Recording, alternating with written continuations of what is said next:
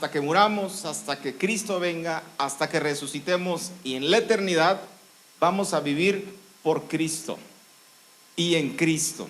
No hay otra manera cuerda de vivir la vida. No existe, no existe.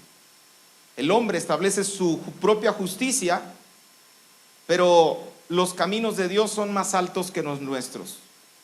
Sus pensamientos son más altos que nuestros pensamientos. Y la justicia y la verdad en la que ahora vivimos en realidad es asombrosa, misteriosa, increíble y llena de gozo y de verdad en nuestra vida. Esta noche me quiero centrar en resolver problemas causados por el pecado. Problemas causados por el pecado en la familia. Si a los efectos del pecado se le permite prevalecer, efectos del pecado, ¿ok? Hay veces que nos centramos en evitar el pecado, pero hoy me quiero centrar en no dejar prevalecer los efectos del pecado. Van de la mano, por supuesto, pero no siempre se le pone un alto a los efectos, a las consecuencias, al daño que provocó el pecado. En esta noche me quiero centrar en eso porque es importante eliminar los engaños que el diablo produce y siembra en la mente de los cristianos, de los hijos de Dios. Y el hijo de Dios no puede avanzar, no puede continuar porque piensa que la condición de vida es la que vive según las consecuencias del pecado que llevó a cabo en el pasado. Y esto pega no solamente en una persona, sino que pega precisamente en la familia. Las consecuencias pueden ser tan graves que una familia se puede derrumbar por causa de eso. Y estamos aquí precisamente para conocer las razones por la cual nuestro Señor Jesucristo se entregó en la cruz y por la cual hoy tú y yo vivimos, que es precisamente esa justicia, esa verdad y esa gracia. Isaías 53:5 dice: mas él herido fue por nuestras rebeliones. Es la profecía de Isaías hablando de Jesús. Mas él herido fue por nuestras rebeliones, molido por nuestros pecados. El castigo de nuestra paz fue sobre él, y por su llaga nosotros fuimos curados. Por su sufrimiento, el castigo que me correspondía, por su llaga, que él no lo merecía, nosotros hemos sido curados. Esa es la condición que tú y yo vivimos de hoy y para toda la eternidad. Esa es la condición en la que un cristiano tiene que estar bien atento, porque si no vive con eso, muy seguramente estará viviendo en derrota. Muy seguramente en vez de avanzar está estancado y muy posible está como los cangrejos, caminando para atrás. Pero tú y yo miramos hacia el frente, hacia el Señor Jesucristo, quien nos lleva de gloria en gloria, de victoria en victoria. Para eso estamos aquí, amén. Uno de los propósitos de la creación es la familia. Génesis, lo puedes ver en los primeros capítulos. Es la institución más importante sobre la faz de la tierra, la familia. No hay otra más. Dios creó en una secuencia lógica y como que apuntando al propósito. Creó primeramente lo material, creó la tierra, las estrellas, creó todo, creó las aguas. Después vienen los seres vivos, creó las plantas, los animales. Y al final creó al hombre y a la mujer. Y después del hombre y la mujer viene la unión y se constituye la familia. La tierra no fue el propósito de la creación de Dios, no. Tampoco fueron los seres vivientes, no fueron las plantas, no fueron los animales. El propósito de Dios en la creación fuimos nosotros como una sola familia.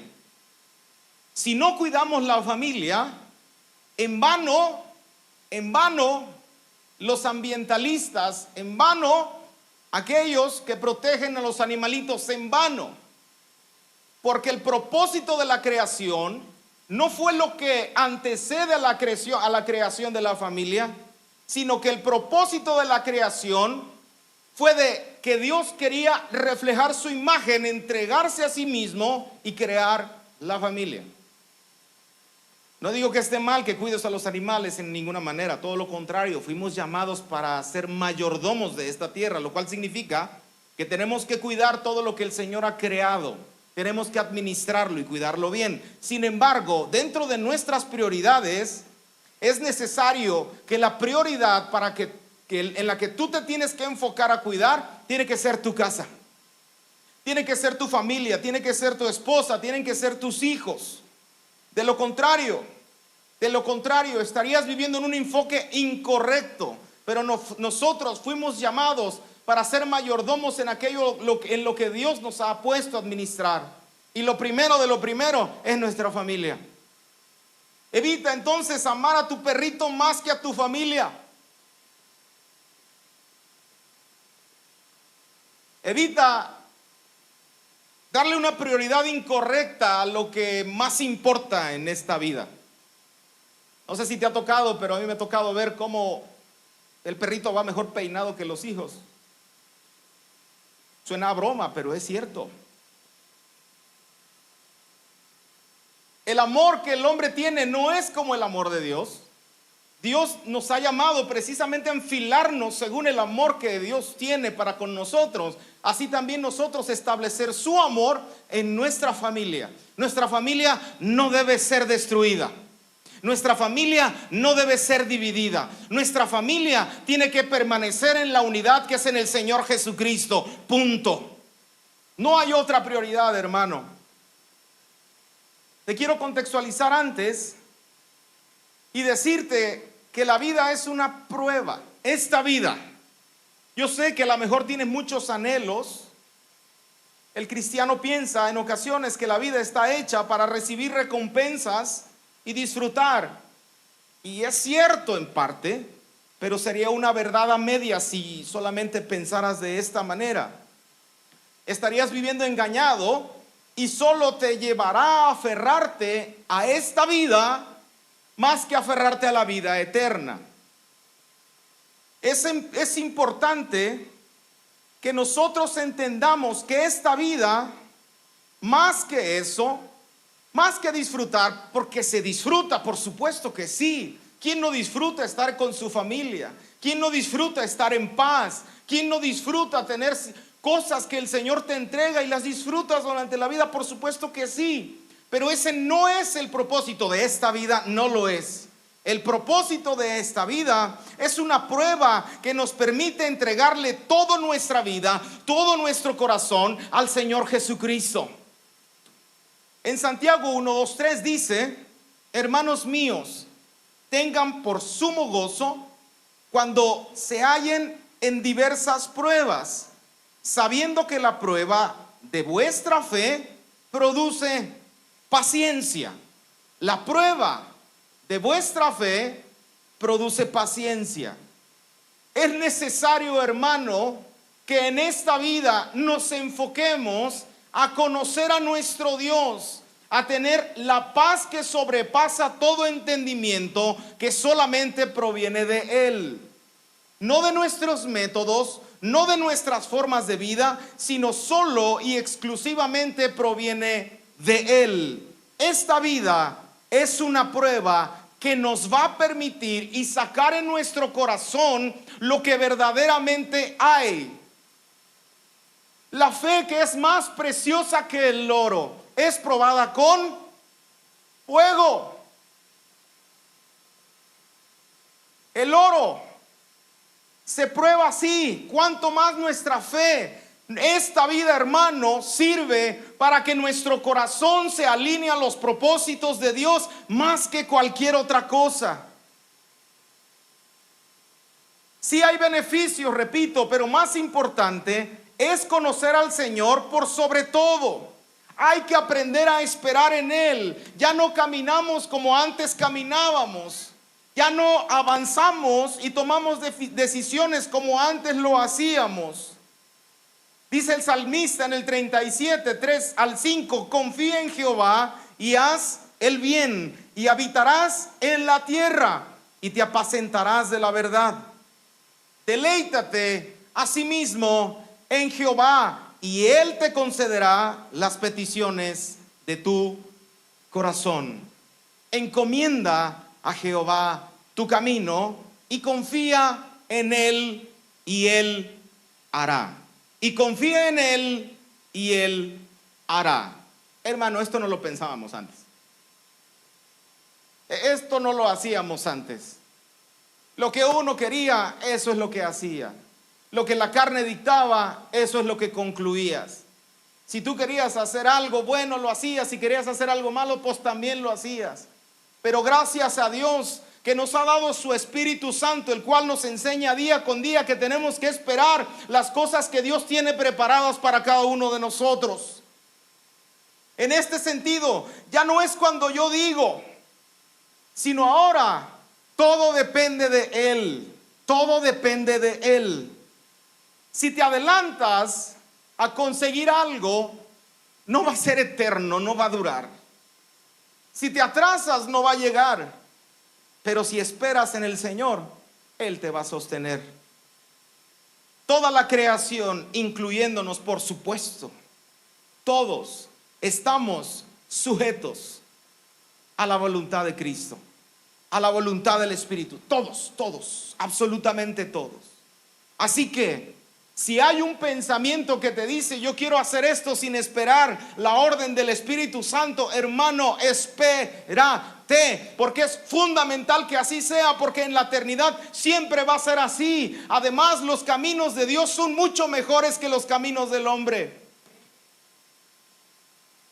No hay otra razón de vida.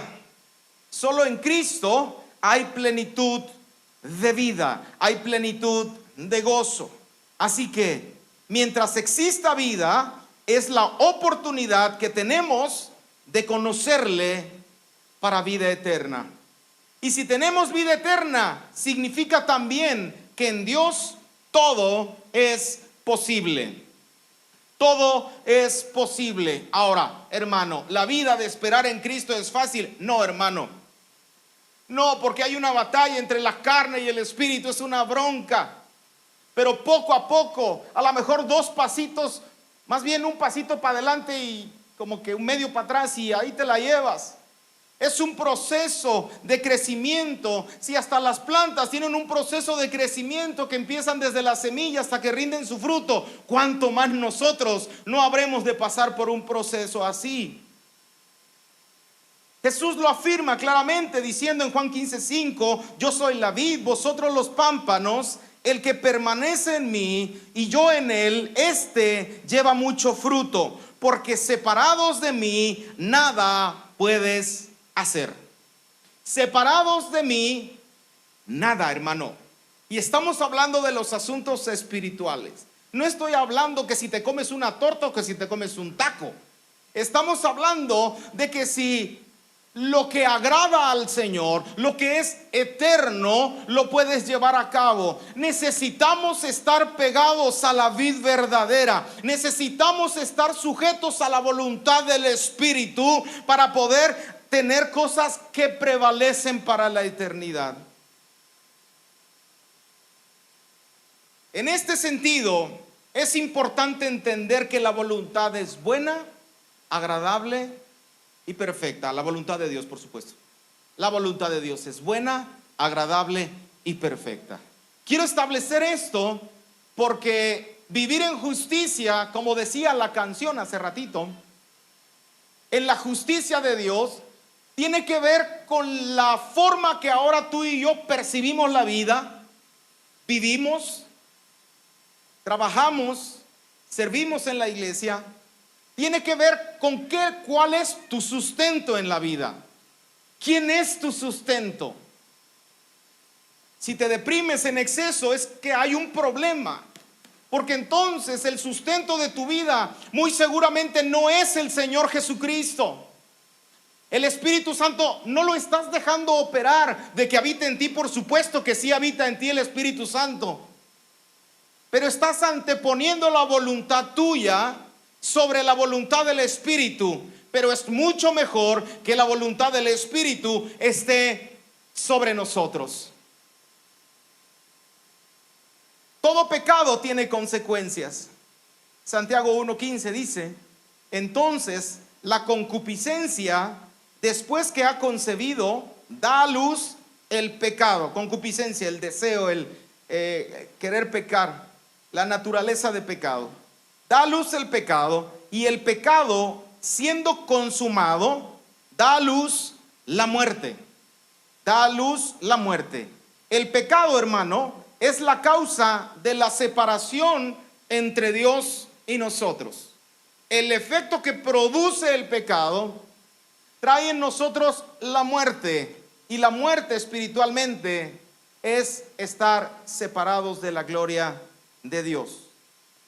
Si pudiéramos clasificar los efectos del pecado en la familia, los efectos que produce en la familia, hay algunos que son individuales y no afectan.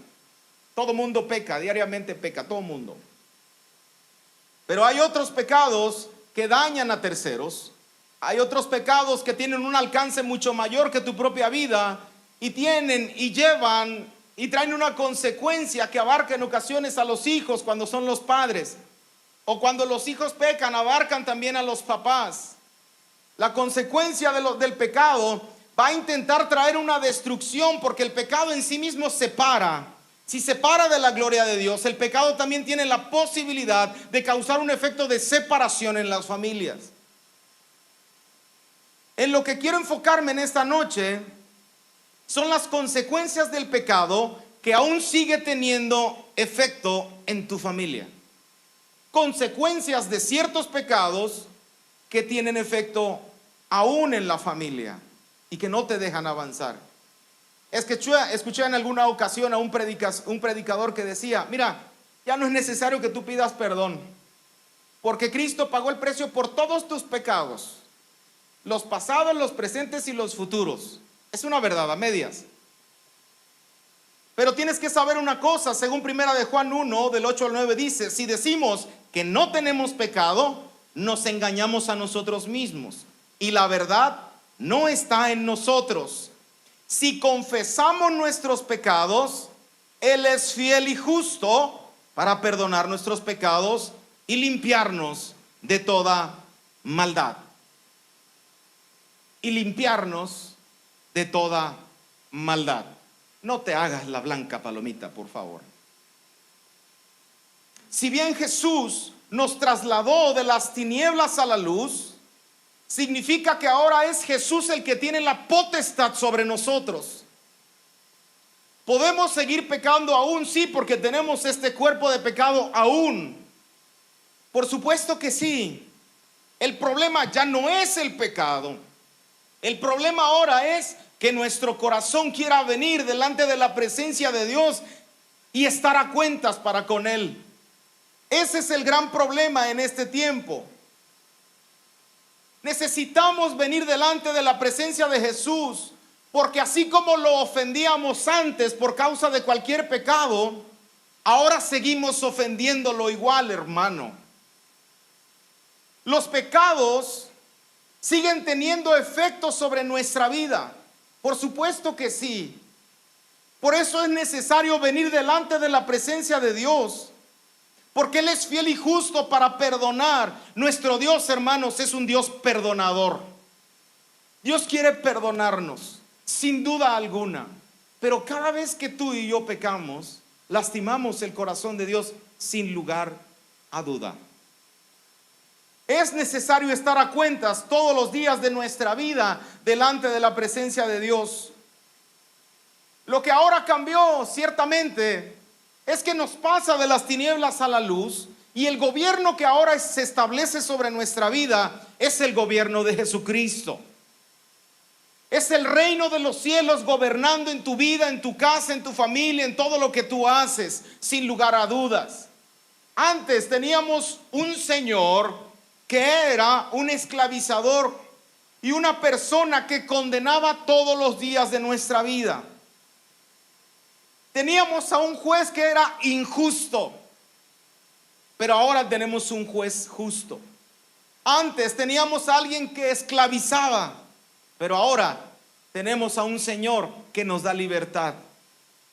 Hebreos 2, 14, 15. Así que, por cuanto los hijos participaron de carne y sangre, Él también participó de lo mismo, se hizo hombre, para destruir por medio de la muerte al que tenía el imperio de la muerte, esto es, al diablo. Verso 15. Y librar a todos los que por el temor de la muerte estaban durante toda la vida sujetos a servidumbre.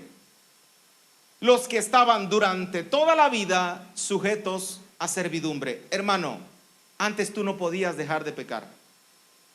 Sin Cristo, tú no podías dejar de pecar. Ahora, la decisión de pecar te pertenece a ti, porque ahora en ti hay un hombre nuevo, hay un espíritu nuevo. El Espíritu Santo está en tu vida y ahora tú eres el que decides si pecas o no pecas. Hay una diferencia abismal en todo esto. Gracias a Dios por nuestro Padre que se entregó en la cruz del Calvario.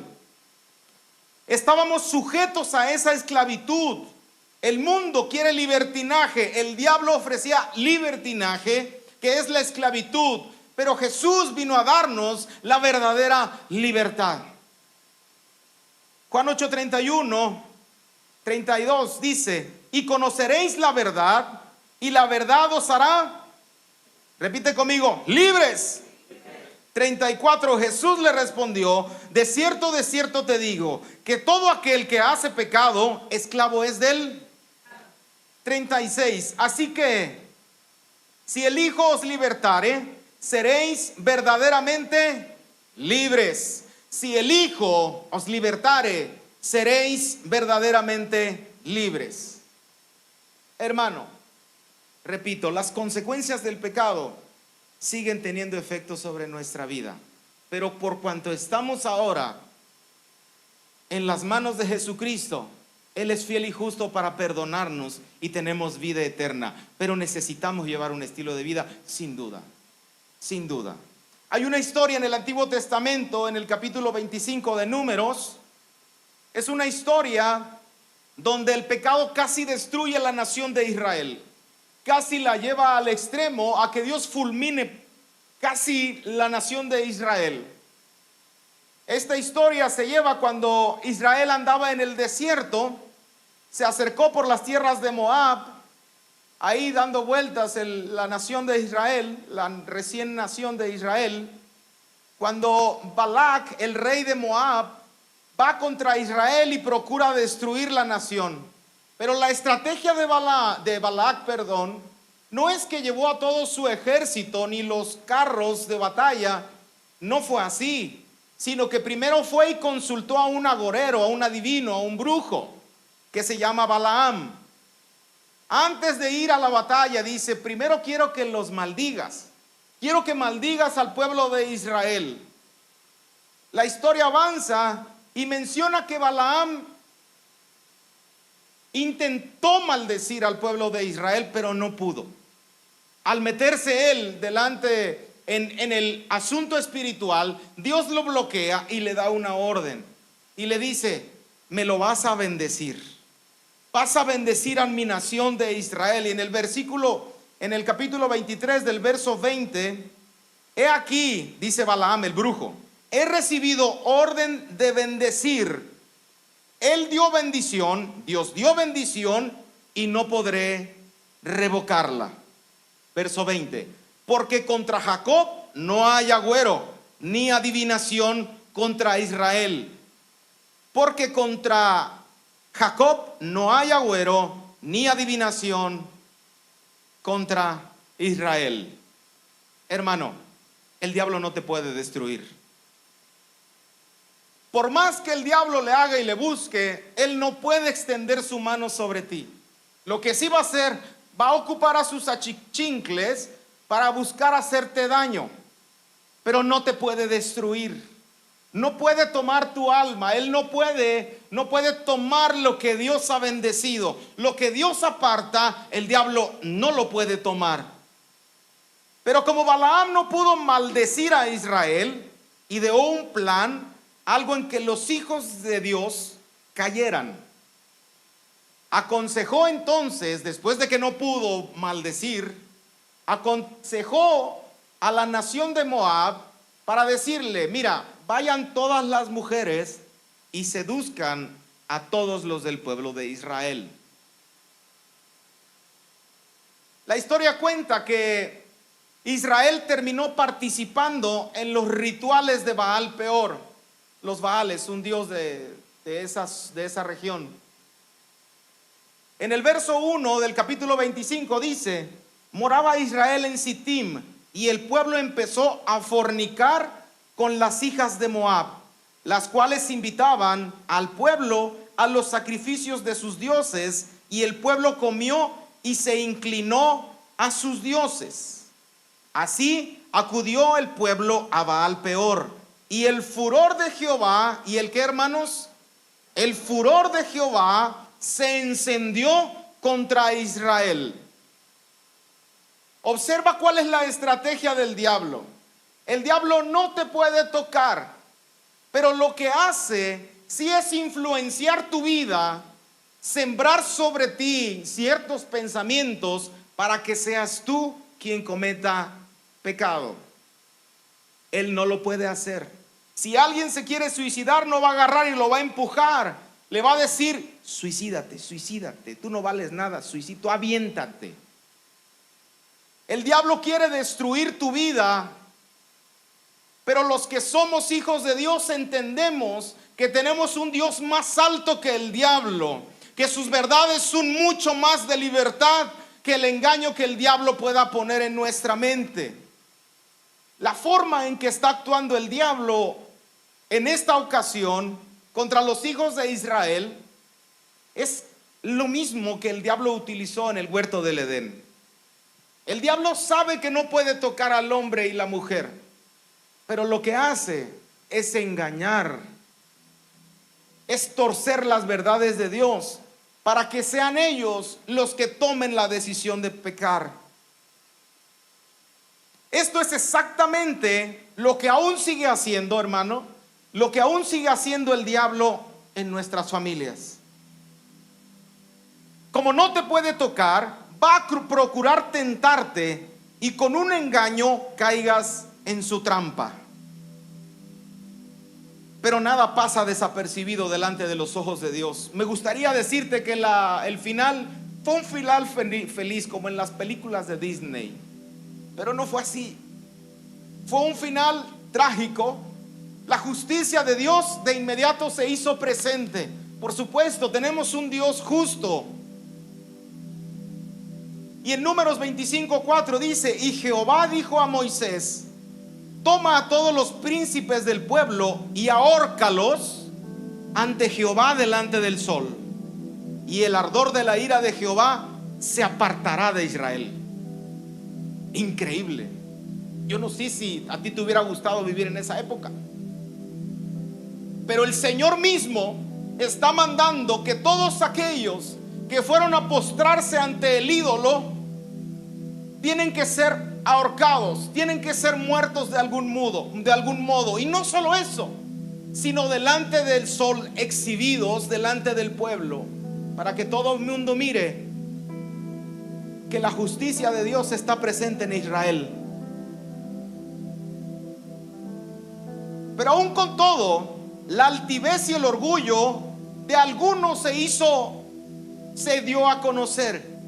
Avanzo en el verso 6 y dice: he aquí, un varón de los hijos de Israel vino, un varón, y trajo una madianita a sus hermanos, a ojos de Moisés y de toda la congregación de los hijos de Israel.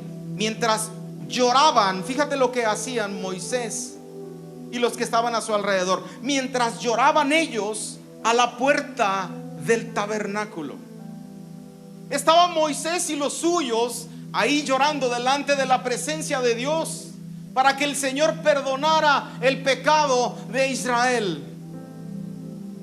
Pero aparece alguien que no le importa y dijo: yo voy a hacer lo que se me antoje. A lo mejor ese alguien va a decir: no importa, los pecados no afectan a los demás, los pecados no pasa nada. En el versículo número 7 aparece un hombre de Dios, un sacerdote, hijo de Aarón. Su abuelo era Aarón. Verso 7 dice: y lo vio Finees, hijo de Eleazar, hijo del sacerdote Aarón, y se levantó de en medio de la congregación y tomó una lanza en la mano, y fue tras el varón de Israel a la tienda, y los alanceó a ambos, al varón de Israel y a la mujer madianita en su vientre. Y remata el versículo: y cesó la mortandad de entre los hijos de Israel. ¡Qué historia! Regreso más adelante a la historia. Hay una mentira del diablo que no tiene que prevalecer en la iglesia y en nuestra familia. El diablo condena y dice que ya no hay salida contra las consecuencias del pecado. Hermano, mentira. Isaías 55 del 6, voy a leer algunos versos. Busca a Jehová mientras pueda ser hallado, llámale en tanto está cercano. ¿Cuántos creen que el Señor está cercano? 7. Deje el impío su camino y el hombre inicuo sus pecados, sus pensamientos, y vuélvase a Jehová, el cual tendrá misericordia, y al Dios nuestro, el cual será amplio en perdonar. Porque dice el Señor: mis pensamientos no son como nuestros pensamientos, ni vuestros caminos son como mis caminos, como nuestros caminos, dice Jehová. 9. Como son más altos los cielos que la tierra, así son mis caminos más altos que vuestros caminos, y mis pensamientos, dice el Señor, más altos que vuestros pensamientos. Hermano, Dios no es como nosotros. Dios no es como nosotros. Nosotros nos parecemos a Él porque fuimos hechos a su imagen, pero Dios no se parece a nosotros. Dios es Dios de dioses. Él ama como nosotros no lo podemos entender. Él perdona como nosotros no podemos en ocasiones perdonar. Su justicia también se hace presente. Dios es perdonador, es amoroso, pero también es justo. Pero mientras tengamos vida, hermano, hay chance de arreglar todo. Mientras tengamos vida, hermano, hay solución para tu familia. Mientras tengamos vida, todo puede cambiar en Jesucristo.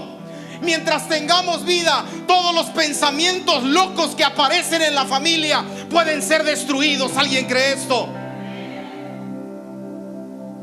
Pero alguien tiene que pagar.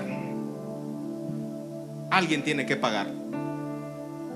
Todo pecado que se cometa en la casa, alguien lo tiene que pagar. Volviendo a la historia de Finees, que fue el varón que alanceó, el sacerdote que alanceó a los dos, dejan muy en claro que la paga del pecado es la muerte. La historia de Finees está escrita para que sepamos que la justicia de Dios está presente hasta el día de hoy, hermano. Eso no pasó solamente allá, también pasa en este tiempo. Por supuesto que sí, y te voy a decir cómo pasa. Dios no cambia porque Él es inmutable, no cambia. Las leyes y principios siguen teniendo el mismo efecto sobre esta vida. Si bien el pecado tiene consecuencias visibles,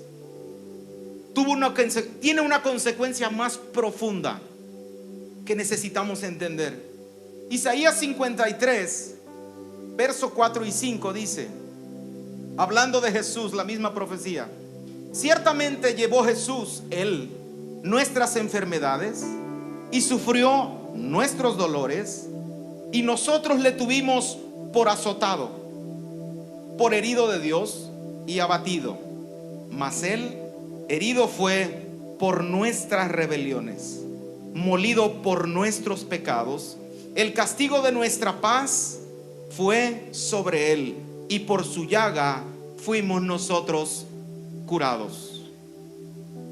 Finees se levantó, hermano, con un celo de Jehová en contra del pecado. Finees se levantó con su lanza y vio a este altivo que, a pesar de que aquellos se arrodillaban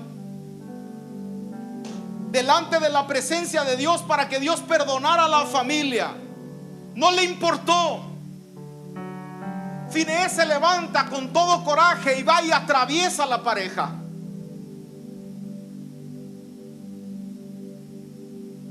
En el verso 8 del capítulo 25 de Números, lo repito, y fue tras el varón de Israel a la tienda. Este era cristiano, pues, y los alanceó a ambos, al varón de Israel y a la mujer por su vientre, y cesó la mortandad de Israel. No te vayas a salir ahorita, porque si no me vas a malentender. Aquí tenemos a un hombre que quiere que se acabe la consecuencia del pecado en su nación. Aquí tenemos a un hombre, el pecado ya se había dado. Los hijos de Israel se habían ido a fornicar con las hijas de Moab y de los madianitas. A fornicar significa postrarse ante alguien que no es Dios, entregarle tu corazón a alguien que no es Dios. Eso es fornicar. El origen de los pecados sexuales es la fornicación, que es entregarle tu corazón a alguien más. No precisamente es el acto sexual, esa es la culminación. Pero el origen del pecado sexual tiene que ver con que tu corazón ya no le pertenece a Dios y se lo entregaste a quién sabe quién. A un ídolo de imagen, a otro Dios, a tus papás, a tus hijos, a tu trabajo, al dinero, súmale. El pecado ya se había consumado, pero este hombre se levanta en celo y atraviesa a este par. Con esto el pueblo le queda muy claro que la paga del pecado es la muerte, porque después de que el hombre fue asesinado literalmente, la mortandad cesó en Israel. La paga del pecado es muerte. Esto también fue escrito para nosotros, para que sepamos que las consecuencias del pecado tienen efectos muy profundos, aún mayor. Necesitamos entender que así como Finees atravesó a este varón para que la mortandad cesara, hay uno que se entregó por nosotros y fue alanceado también. A nosotros nos tocaba que nos alancearan también. Éramos nosotros los que teníamos que pagar el precio. Pero Jesús se entregó por cada uno de nosotros para Él llevar la consecuencia de nuestro pecado. Hermano, cada pecado que tú cometas todos los días de tu vida tiene un efecto. Y el que llevó ese castigo en la cruz es nuestro Señor Jesús. Aquí hay un problema entonces. Si Jesús ya se entregó por cada uno de nosotros en la cruz del Calvario, y si tú crees que Él llevó todas tus enfermedades, llevó todas tus dolencias, llevó todos tus pecados, llevó toda la falta de paz que había en ti, llevó todas esas cosas en la cruz del Calvario, lo que nosotros tenemos que hacer es venir delante de la presencia de Dios y ponernos a cuentas ante aquel que es justo y fiel para perdonar nuestros pecados. Hay un problema en esto, porque hay muchos aquí que piensan que sus pecados y las consecuencias de sus pecados ya no van a ser perdonados. En lo profundo de su corazón piensan que ya no hay salvación para su vida. Piensan que ya no hay salvación para su matrimonio, para sus hijos, para su trabajo, para su descendencia, para su cuerpo. El problema ya no es el pecado, porque así como Finees le atravesó con la lanza a este hombre y a esta mujer para que cesara la mortandad, así también Jesucristo se ha entregado por nosotros para que cesara la mortandad. Hermanos, la paga de nuestros pecados la llevó Él, y nosotros literalmente lo atravesamos a Él. Y la mortandad se acabó. La mortandad se acabó. Aquí hay un asunto importante, un asunto muy importante. El problema ya no es el pecado. El problema es que tú quieras reconocer que Jesús ha pagado el precio por ti. Y la razón de la vida en derrota en muchas familias en la tierra tienen que ver no tanto por lo que hayan hecho en el pasado, que por supuesto tiene consecuencias. El problema de ahora de las familias en este tiempo de la gracia es que en realidad no quieren recibir de la gracia de nuestro Señor Jesucristo. Hermano, la gracia de nuestro Padre ha cubierto multitud de pecados. La gracia, la salvación de nuestro papá ha cubierto toda la necesidad que había en ti. Pero si tú no quieres tomar de esa gracia, ese sí es un pecado grave. Ese sí es un problema.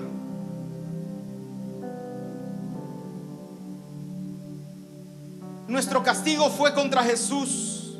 A nosotros no nos costó nada. A nosotros no nos costó nada. Él se entregó por cada uno de nosotros.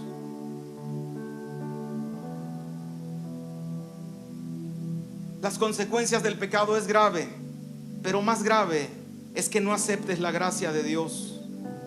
La solución contra el pecado, hermano, no solo es que quieras erradicar el pecado de tu casa. Importa más recibir la gracia de Dios y después terminarás aborreciendo el pecado. Después tu casa terminará aborreciendo el pecado. Pero se necesita que la gracia de Dios sea recibida en cada familia de la iglesia en este lugar.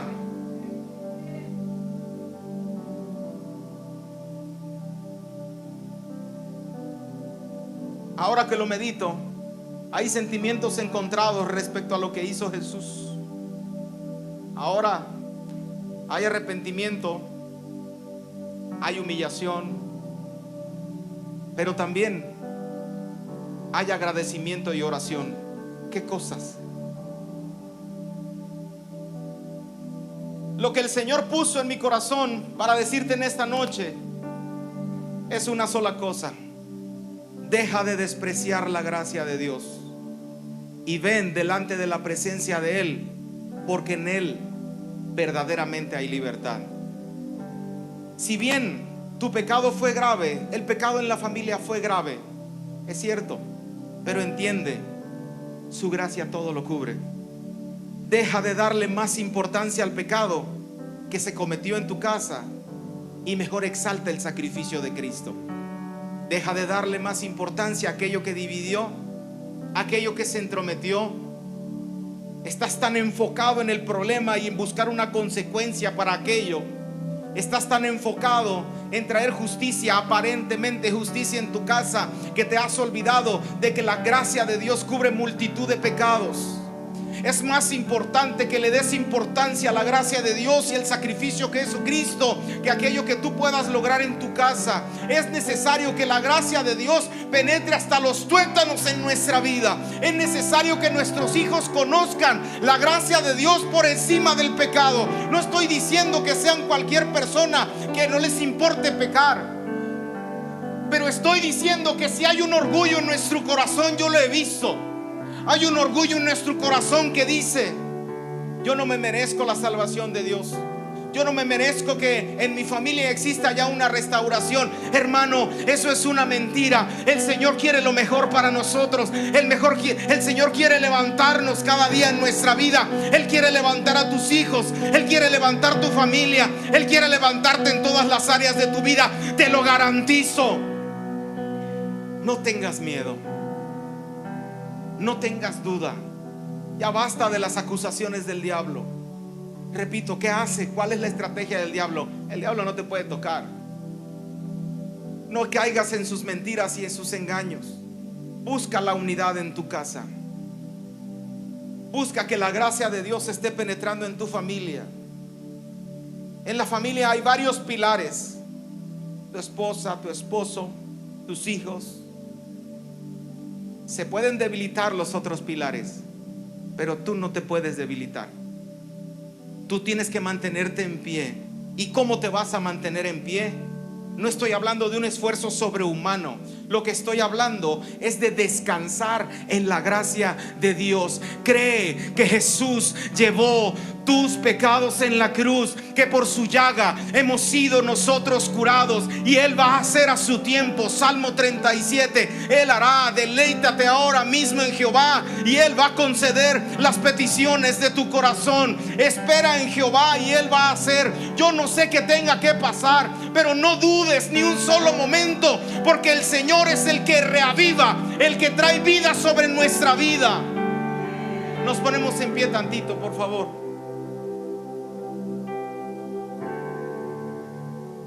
Hablo a los responsables y responsables de casa. Todos los demás se pueden debilitar en tu casa, pero tú no te puedes debilitar. No. Si tú te caes, entonces la casa caerá. No es que estés sosteniendo como un poder sobrehumano. No. El cimiento y el pilar y el sostén en tu casa se llama Jesucristo. Se llama la gracia de Dios sobre nuestra vida. Tú no puedes esperar solucionar un problema en tu casa por tu propia fuerza. Si los demás no quieren caminar al mismo ritmo, tú sí camina al mismo ritmo. Si los demás no quieren creer esta palabra, que la gracia de Dios es por sobre todas las cosas, tú síguelo creyendo, porque nuestro Padre es bueno y para siempre es su misericordia. El Dios no cambia, nuestro Dios no cambia. Él está en medio de nosotros y Él te va a sostener. Él va a hacer que tú sigas adelante, que sostengas tu casa, porque Él te puso ahí como pilar. Mantente creyendo que el Señor está en medio de ti. Alguien puede decir amén. Cierra tus ojos allí. Papá, te damos gracias, Señor, porque tú eres bueno, porque tú te entregaste en la cruz del Calvario. Señor, hubo consecuencias en la casa por causa del pecado, pero Señor, me da vergüenza decirlo en ocasiones. Siento humillación y arrepentimiento en mi corazón, pero lo cierto es que yo mismo fue el que atravesé esa lanza en tu costado. Yo mismo fui el que por mis pecados tú fuiste molido en la cruz. Es increíble. Yo no lo puedo entender, Señor, pero lo que sí sé es que ahora tú vives en medio de mi familia, y mi familia va a ser levantada porque tú moriste en la cruz y entregaste tu gracia gratuitamente. Espíritu Santo, Señor, te pedimos que tú vengas, Señor, a cada familia y que entregue cada quien su pecado. Que ya no miren atrás. Que ya no miren atrás, Señor. Que ya no miren atrás. Que ya no miremos atrás, sino que te miremos a ti, papá, al que nos ha dado vida, al que nos dio vida, al que nos sostiene y nos sostendrá. Espíritu Santo, yo te pido que tú pongas en nuestros corazones y redargullas en lo secreto. Redarguye en lo secreto, Señor, aquello que aún no ha sido sanado, que ha venido trayendo consecuencias, y que a pesar del lloro, como Moisés y Finees allí en el tabernáculo, a pesar de tanto lloro, de tanta súplica, aún existe la rebeldía. Espíritu Santo, destruye todo esto y aviva y reedifica, Señor, de entre las ruinas. En el nombre de Jesús, Señor, te lo pedimos. En el nombre de Cristo, y todos decimos amén. Dale un fuerte aplauso al Señor.